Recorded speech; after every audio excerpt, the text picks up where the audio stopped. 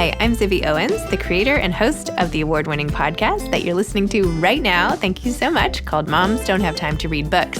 It is a daily podcast, 365 days a year, and each day we talk to an author about all of the things related to their career, their book, their life, and more in 30 minutes or less, because who has time? I am now an author myself, although I wasn't when I started this podcast, and you can get my new memoir, Bookends, a memoir of love, loss, and literature, wherever books are sold starting July 1st, and my children's book, Princess Charming. You can learn more about me at zibbyowens.com, but really you're here to learn more about the authors, and that is what we're going to do. Also, be sure to check out all the other podcasts in the Zcast Podcast Network. You can learn more at zcastnetwork.com and definitely check out those shows as well. Sarah Thankam Mathews is the author of All This Could Be Different, a novel. Sarah grew up between Oman and India, immigrating to the United States at 17. Her work has been published in Best American Short Stories, and she is a recipient of fellowships from the Asian American Writers Workshop and the Iowa Writers Workshop. In 2020, she founded the mutual aid group Bed-Stuy Strong. All This Could Be Different is her first novel, and it is shortlisted for the National Book Awards, which will take place on Wednesday, November 16th. So stay tuned to see if Sarah ends up taking home the National Book Award. Welcome, Sarah. Thank you so much for coming on Moms Don't Have Time to Read Books to discuss All This Could Be Different, a National Book Awards shortlist candidate. So congratulations. Thank you so much. It's so lovely to be here and be talking to you, Zibby. You too. Okay, so for listeners who don't know yet, what is your book about? All This Could Be Different is in some ways like a classic coming of age story, but it also does some, interesting and like slightly different things with the form. In a sentence, it's the story of Sneha, this young Indian woman who's fresh out of college, who moves to Milwaukee, Wisconsin, a city where she knows nobody, and reckons with, over the course of a year, and then some, but mostly over the course of a year, reckons with her first job, her first love, and her first real friends. Wow. I have to say, Milwaukee came across as a pretty small town after this book. How everybody she meets, she kind of sees again, or not everybody. But I've never actually been to Milwaukee, so this was really interesting for me. How did you pick Milwaukee? Well, I think there were sort of multiple pieces at play for me. I think one, I lived in Milwaukee after undergrad, and it was a really important and formative time in my life. And one that at the time when I was writing this book in my late 20s, I finally felt like I had perspective on. So I think part of it was just like autobiographical inspiration. But I also really wanted to, in some ways, write a love letter to the city that I think is often underestimated and passed over, like much of the Midwest is when it comes to, I think, East Coast summations of the middle of the country. And then finally, the Milwaukee has a very interesting political history and a radical political history, and that's something that comes up in the novel as well. What made you move there after undergrad? What were you doing? I took a job that required that I move there. You're going to stay vague about it? Yeah, I think that, that is the answer, I think that there are many things in my novel that are drawn from and inspired by real life, but at the end of the day, it isn't a memoir. And so I'm thoughtful about how I talk about it. In so many ways, I really approached this novel, which is not the first novel I've ever written. It's just the first novel I've ever published. I've approached this novel with this question of, what do I want other people to think about? What do I want readers to think about much more than I thought about here? Let me tell some facsimile of my story. But yeah, I moved to Milwaukee, Wisconsin to work, much like my protagonist, a contract job as a consultant. Nice. I'm sorry, I didn't mean to pry. It doesn't matter. And of course, it's not a memoir. It's a wonderful novel, and we can get back to that. I was just curious. I was just totally curious. I went to business school, and a bunch of people graduated and went there to work. So it was just, anyway, doesn't matter.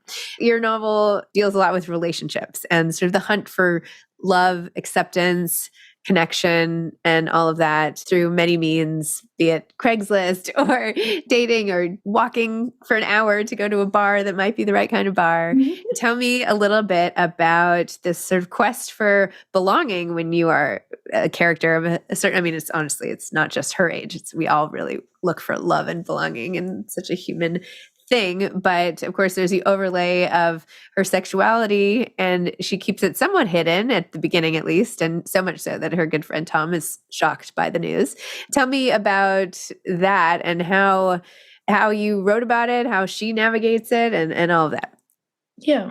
In a lot of ways, All This Could Be Different is the study of sort of an essential paradox at the heart of one very specific person, right? Which is, this is someone who, for many reasons of personality and personal history and values that she was raised with, really moves through the world with this feeling of investment in what I call masculinity. I think that she is somebody who struggles with a certain kind of emotional openness. She talks at various points early in the novel about believing things like sex, are like private matters, like basic functions of the body. At some point she like compares it, to like using the bathroom.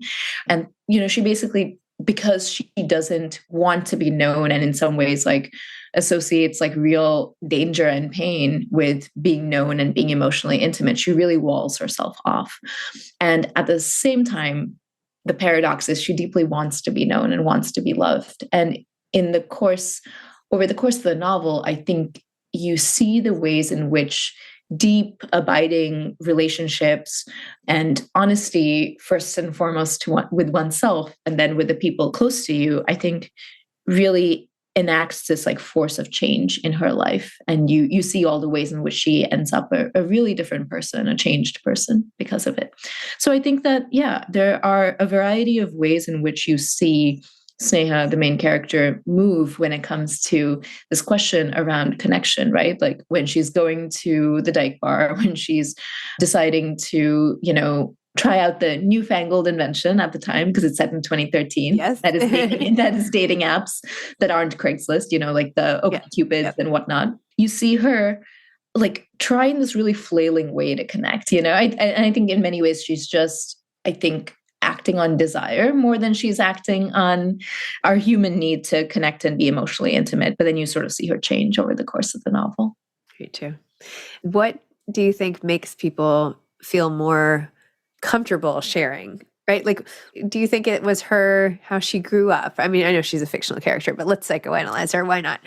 What is it that makes, some people feel like they have to put up these boundaries to our good friends versus not? Yeah, I think there are many pieces of it, right? I think the biggest determinant factor is, do we feel safe? Do we feel seen by certain people? Can we count on their continued witness? Can we count on them to show up for us?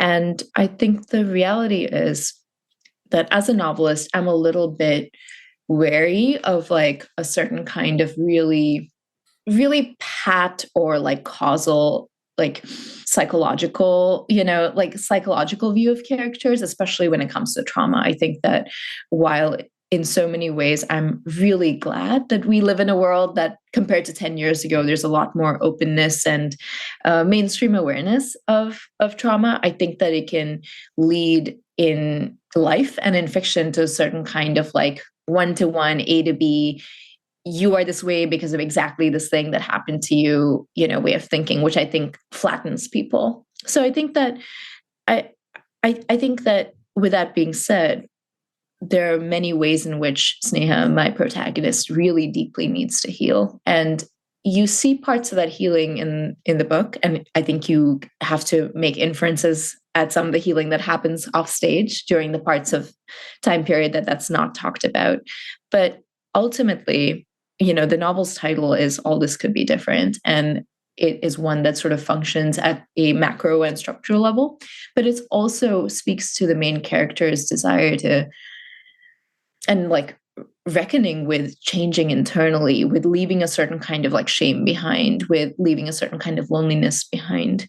And I think that has to do with choices, you know? I think that we as adults moving through the world, moving through, you know, a really like deeply capitalistic society with a great deal of loneliness are asked to make some choices, you know, and answer some questions for ourselves. What are the relationships we want to have with other people? What does friendship mean for us in our individual lives? You had a really powerful scene where she walks in on her friend Tom sort of having sex with some woman who's laying down, he's standing up. This is now getting very, you know, explicit, but so whatever. And she uses it as a referendum for an example of like all that is problematic, right? And that she rejects, that the submissiveness of women and, you know, getting lost and sort of loss of identity sort of as a consequence of, of an overpowering relationship. Can you talk about that? Yeah, of course. So for those who haven't read, it's not a huge spoiler. It's like a tiny scene, so I'll just talk about it. But basically, what there's this like big, very fun to write for me set piece of a house party in Milwaukee right before Christmas, and a lot happens at this house party. Sneha eventually meets somebody who becomes her love interest, but before that, or independent of that, she has this big fight with one of her two best friends, whose name is Tom, and Tom is like straight, like, straight white dude bro, a little bit of a Bernie bro, if you will. And she has this like massive fight with him, and it's not something that's reconciled. And then later she comes back to the house looking for her keys. And she happens to like catch a glimpse of him having sex with his girlfriend. And what she says in that moment is, she sees this, again, like glimpse, she's not like watching for like 10 minutes. She sees this like instant of a moment with her dear friend and the woman he's dating. And the woman is like really passive and really quiet. And, he's certainly, the more active participant. And she just feels this deep pain. And what she says is like, this is what everyone wants from me to, Yes.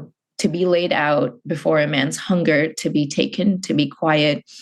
I think that it's not that the novel thinks that, heterosexual sex or sex where, a woman is submissive is bad in any way, but it's more that you see in this moment this character's like piercing pain at a lifetime of being a gendered subject, and Sneha is not like, she's not like super woke in any sense, positive or negative.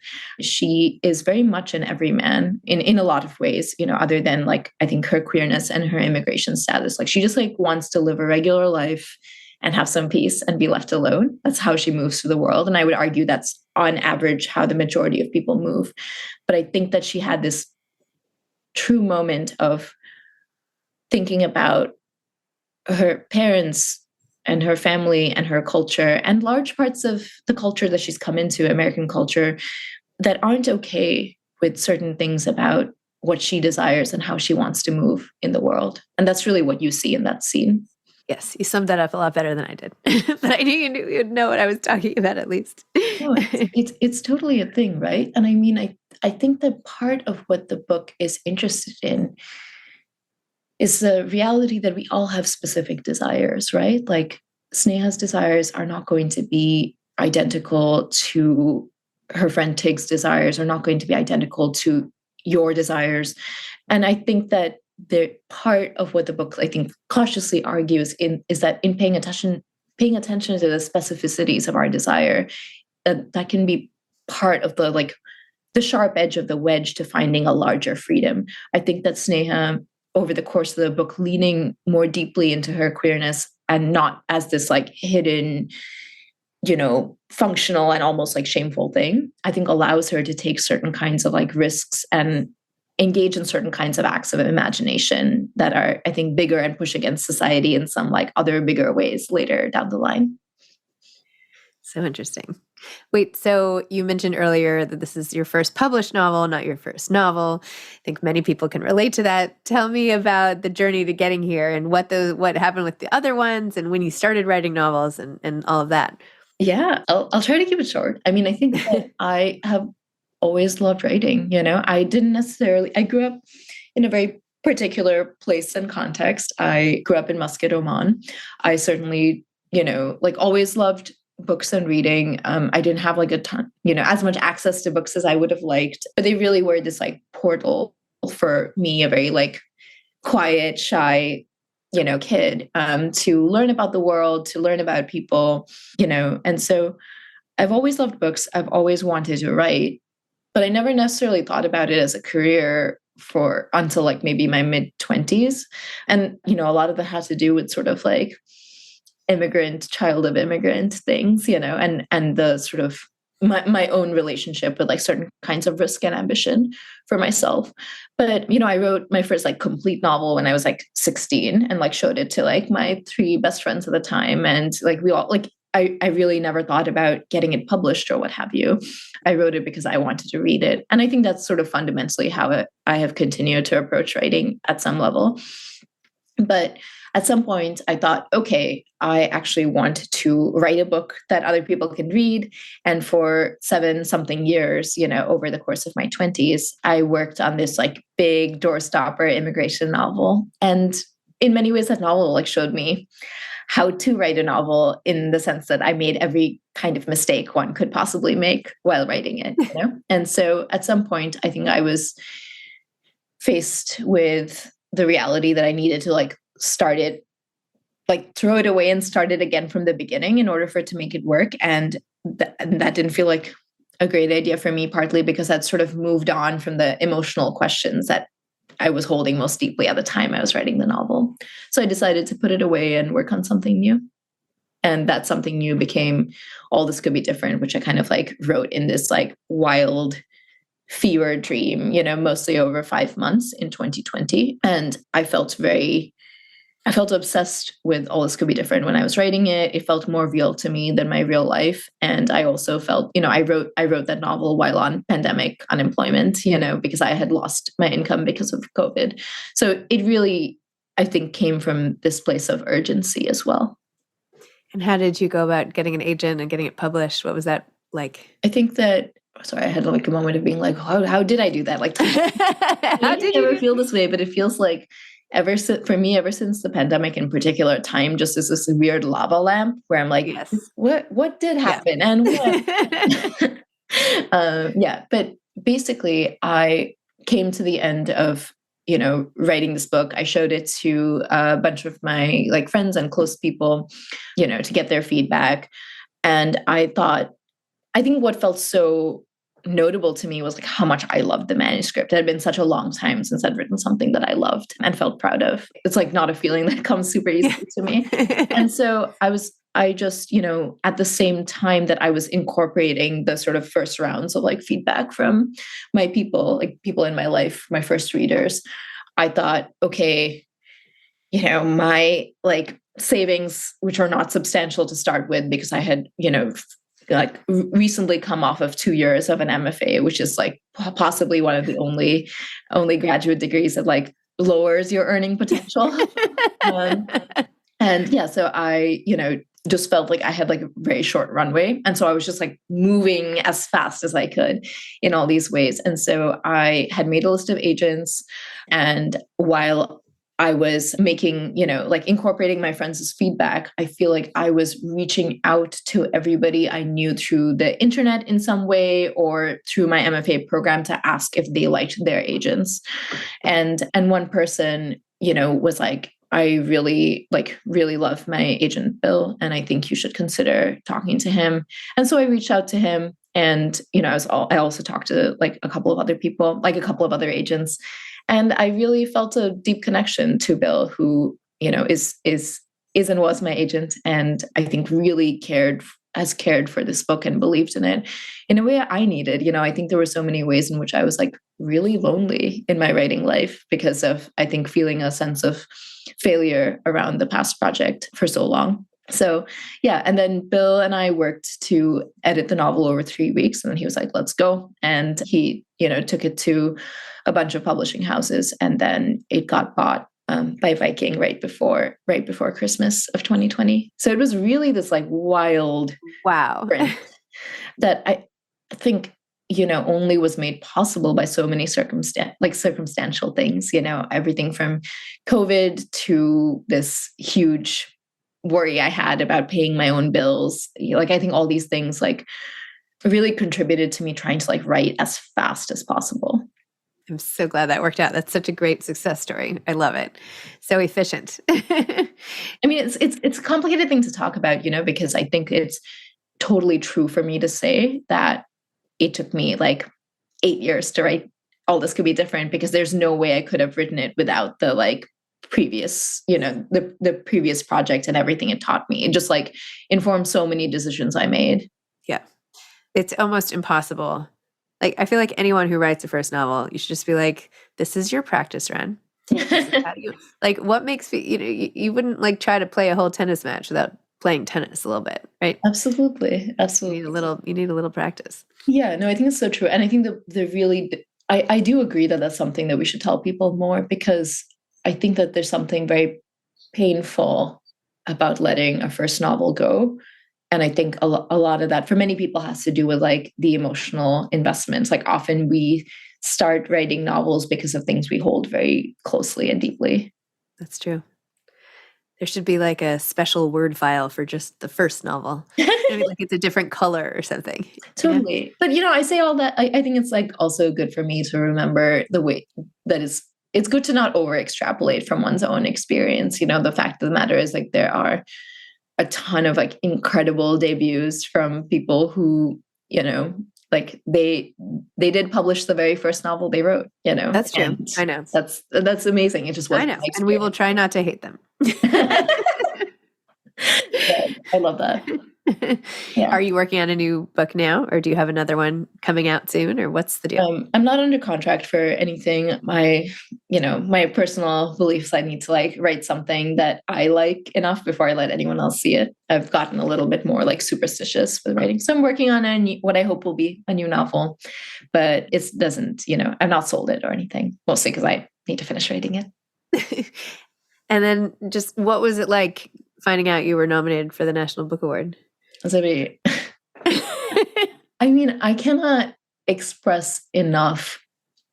I cannot express sufficiently how shocked I was, and I don't mean that in a sort of fake humble way. I think that I had dreamed big for this book in certain ways. I hoped for certain kinds of reviews. I hoped for certain kinds of attention for it, and I think that maybe as far as prize stuff, I think I'd maybe hoped for some small stalwart first novel appropriate awards. And so yeah, there were all these ways in which the National Book Award was really not on my radar. And so yeah, I have a little balcony garden, and I came back from pruning these roses that I'd planted in memory of my grandfather, who I lost last year, and who was really important to me and who taught me how to read.